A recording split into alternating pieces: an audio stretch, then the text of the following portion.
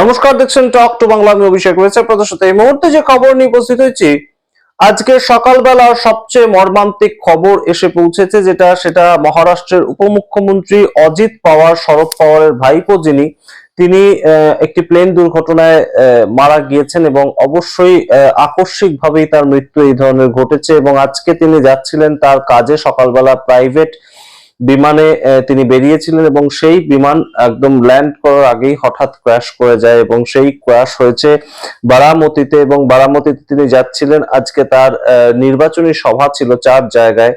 তো তার আগেই তার প্রাইভেট বিমানে 6 জন ছিলেন মোট, এবং অজিত পাওয়ার সহ 6 জনেরই মৃত্যু ঘটে।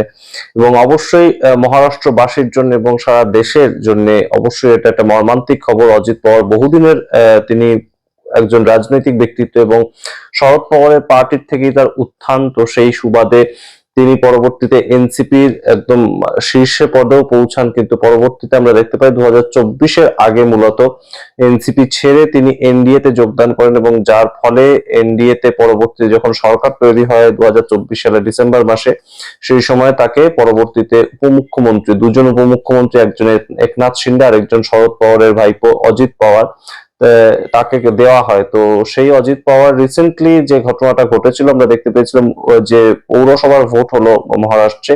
সেই পৌরসভার ভোটে বেশিরভাগ জায়গাতেই অজিত পাওয়ার হঠাৎ করে এনডিএ ছেড়ে তিনি ইন্ডিয়া অ্যালায়েন্সের যে অজিত পাওয়ার তার কাকা শরদ পাওয়ার তার সঙ্গে যুক্ত হতে চেয়েছিলেন, এবং সেই যুক্ত হয়ে তারা একত্রিত ভাবে ভোটটা লড়াই করেছিলেন এই মিউনিসিপ্যাল কর্পোরেশনের ইলেকশন। যদিও খুব ভালো ফলাফল করতে পারেননি তিনি, আমরা আপনাদেরকে জানিয়েও ছিলাম। তবে এই নিয়ে বিতর্ক তৈরি হয়েছে সারা দেশ থেকে। যেমন দেশের প্রধানমন্ত্রী নরেন্দ্র মোদী তিনি শোক বার্তা জ্ঞাপন করেছেন তার সঙ্গে ছবি শেয়ার করে, ঠিক তেমন ভাবে এই বিরোধী দলনেতা রাহুল গান্ধী তিনি কি বলেছেন শোক বার্তা জ্ঞাপন করে অবশ্যই আপনাদের বলবো। এবং অবশ্যই মহারাষ্ট্রে শোকের ছায়া নেমে এসেছে, কারণ পাওয়ার গোষ্ঠীর একটা অবশ্যই বিশালতা রয়েছে, সেখানে প্রভাব রয়েছে। তিনি যে পার্টিতেই থাকুন না কেন, যে গঠবন্ধনেই থাকুন না কেন, তো সেইটা নিয়ে যেমন একটা বিষয় তৈরি হয়েছে। পশ্চিমবঙ্গের মুখ্যমন্ত্রী মমতা বন্দ্যোপাধ্যায়, তারও বহুদিনের সতীর্থ অজিত পাওয়ার ছিলেন। তো সেই ক্ষেত্রে তিনিও শোক জ্ঞাপন করেছেন, এবং শোক জ্ঞাপন করে মুখ্যমন্ত্রী মমতা বন্দ্যোপাধ্যায় অত্যন্ত গুরুত্বপূর্ণ কিছু পয়েন্ট তুলেছেন। তিনি এই সামগ্রিক যে দুর্ঘটনা তার তদন্ত চেয়েছেন সুপ্রিম কোর্টের আওতায়। কেন চেয়েছেন, এবং তৃণমূল কংগ্রেসের বিভিন্ন নেতারা তাদের বিভিন্ন ধরনের বক্তব্য উঠে এসেছে, সমস্তটা বলবো।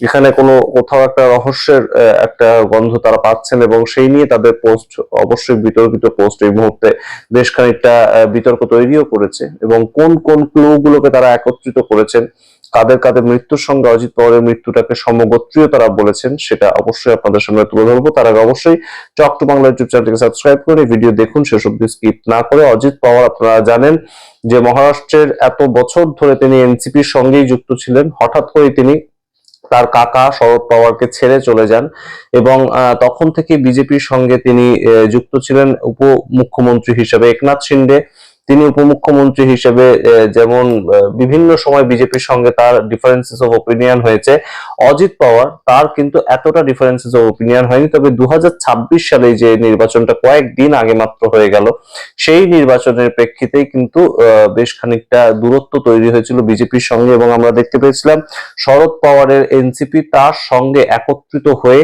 তারা যুক্ত হয়েছিলেন। এবং শুধু তাই নয়, মহারাষ্ট্রের তরফ থেকে সঞ্জয় রাউত আপনারা জানেন এনসিপির অন্যতম একজন গুরুত্বপূর্ণ নেতা, তিনি জানিয়েছিলেন যে শরদ পাওয়ারের এনসিপি তার সঙ্গে অজিত পাওয়ার তার নিজের দল একত্রিত করে মহাগঠবন্ধন বা ইন্ডিয়া গঠবন্ধনে আসার একটা ইচ্ছে প্রকাশ করেছেন, এবং সেই ঘটনা সঞ্জয় রাউত বলেছেন মাত্র 4 দিন আগে। তো মুখ্যমন্ত্রী মমতা বন্দ্যোপাধ্যায় এখানে সরাসরি প্রশ্ন করেন যে কেন এই ধরনের বিমান দুর্ঘটনা হলো। সুপ্রিম কোর্ট ছাড়া আমরা কাউকে বিশ্বাস করি না, সুপ্রিম কোর্টকে একদম বলছি এই সামগ্রিক বিষয়টা তদন্ত যেন হয় সুপ্রিম কোর্টের আওতায়। এবং তার পরবর্তীতে এই মুহূর্তে খুব গুরুত্বপূর্ণ বিষয় হচ্ছে সুপ্রিয়া সোলে, তার খুড়তুতো বোন, অজিত পাওয়ারের খুড়তুতো বোন সুপ্রিয়া সোলে, তিনি ইমিডিয়েটলি ছুটে গিয়েছেন বারামতিতে, এবং সেখানে অজিত পাওয়ারের যে পার্থিব দেহ সেটা শায়িত রয়েছে। এবং অবশ্যই এই মুহূর্তে সারা দেশে একটা রাজনীতিতে শোকের ছায়া। এবং অবশ্যই তার সঙ্গে আপনাদেরকে মনে করিয়ে দিই 2025 সালের সেই বিমান দুর্ঘটনা, যেখানে গুজরাটের প্রাক্তন মুখ্যমন্ত্রী তিনি কিন্তু মারা গিয়েছিলেন, এবং 275 জন মারা গিয়েছিলেন সেটাও কিন্তু এই ধরনের একটা প্লেন ক্র্যাশ আহমেদাবাদে ঘটেছিল। তো এই মুহূর্তে তৃণমূল কংগ্রেস তাদের পক্ষ থেকে একটা ভয়ঙ্কর অভিযোগ বা একটা অভিযোগের ইঙ্গিত তুলে ধরা হয়েছে। প্রথমেই অরূপ চক্রবর্তী, আপনারা জানেন তৃণমূল কংগ্রেসের মুখপাত্র অন্যতম, বিভিন্ন টিভি চ্যানেলে বসেন এবং অবশ্যই কলকাতা পৌরসভার একজন কাউন্সিলরও বটে তিনি।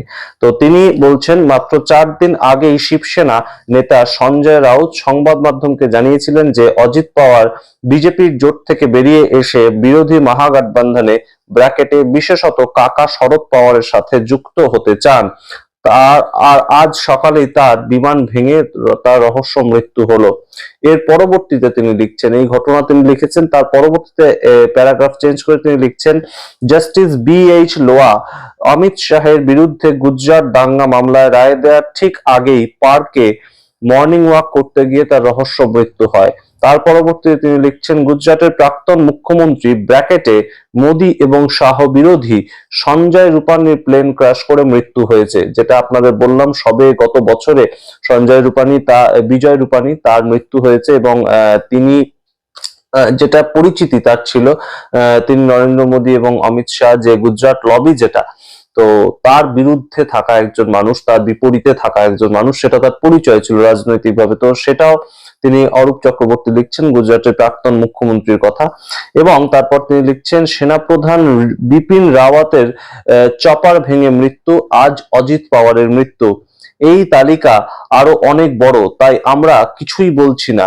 শুধু অমিত শাহের অন্য প্রসঙ্গে বলা বিখ্যাত ডায়লগটা বড় মনে পড়ছে আজ, আপ ক্রোনোলজিও কো সমঝিয়ে।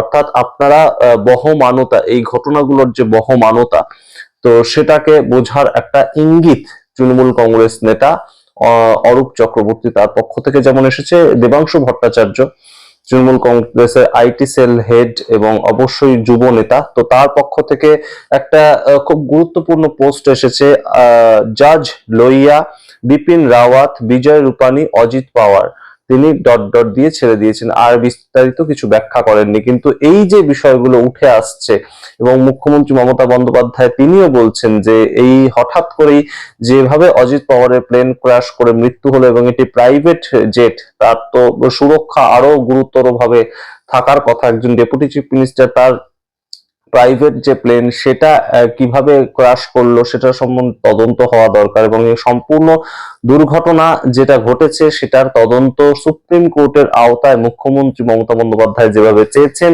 সেটাই খুব গুরুত্বপূর্ণ, আরো গুরুত্ব বাড়িয়ে দিয়েছে এই সামগ্রিক ঘটনার।